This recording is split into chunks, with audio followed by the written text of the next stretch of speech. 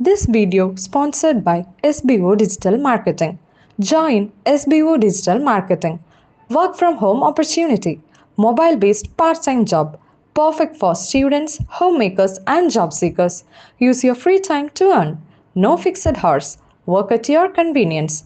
Just share and publish content. Simple task, no selling or no referral. Have a Facebook, Instagram, or YouTube account? You're already eligible. Earn daily income with instant payouts. Start from day one.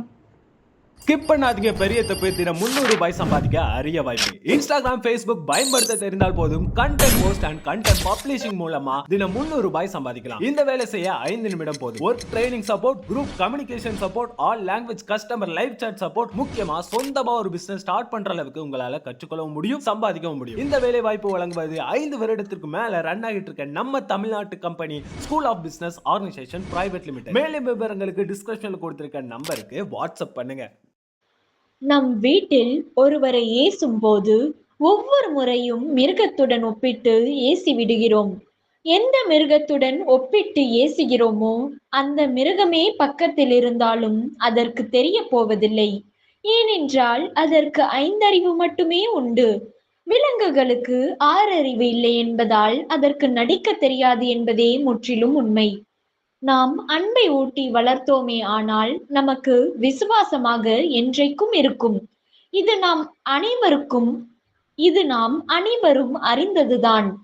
சேமிப்பை, சுறுசுறுப்பை, ஒற்றுமையை, அன்பை, விசுவாசத்தை, தன்மானத்தை, நேயத்தை விலங்குகள் நமக்கு எப்போதும் ஒவ்வொரு செயல்பாடுகள் மூலம் போதித்து கொண்டே இருக்கின்றன. இப்போது சொல்லுங்கள், 5 பெரிது 6 சிறிது என்பது சரிதானே? கவி பேரரசு வைரமுத்து அவர்களின் 5 பெரிது 6 சிறிது. சி மிருகமே என்று மனிதனை திட்டாதே. மனிதனே, எந்த விலங்கும் இரைப்பைக்கு மேலே இன்னொரு வயிறு வளர்ப்பதில்லை. எங்கேனும் தொப்பை கிளியோ தொப்பை முயலோ பார்த்ததுண்டா? எந்த விலங்குக்கும் சர்க்கரை வியாதி இல்லை தெரியுமோ? இன்னொன்று, பறவைக்கு வேர்ப்பதில்லை. எந்த பறவையும் கூடு கட்டி வாடகைக்கு விடுவதில்லை. எந்த விலங்கும் தேவையற்ற நிலம் திருடுவதில்லை. கவனி மனிதனே, கூட்டு வாழ்க்கை இன்னும் குலையாதிருப்பது காட்டுக்குள்தான். அறிந்தால் ஆச்சரியம் கொள்வாய். உடம்பை உடம்புக்குள் புதைக்கும் தொழுநோய் விலங்குக்கு இல்லை. மனிதா, இதை மனங்கொள். கற்ப வாசனை கண்டு கொண்டால் காளை பசுவை சேர்வதில்லை. ஒருவனுக்கொருத்தி உனக்கு வார்த்தை, புறாவுக்கு வாழ்க்கை. எந்த புறாவும் தன் ஜோடி அன்றி பிற ஜோடி தொடுவதில்லை. பூகம்பம் வருகுது எனில் அலைப்பாயும் விலங்குகள், அடிவயிற்றில் சிறகடிக்கும் பறவைகள். இப்போது சொல், அறிவில் 6 பெரிதா 5 பெரிதா? மரணம் நிஜம், மரணம் வாழ்வின் பரிசு. மாண்டால் மானின் தோல் ஆசனம், மயிலின் தோகை விசிறி, யானையின் பல் அலங்காரம், ஒட்டகத்தின் எலும்பு ஆபரணம்.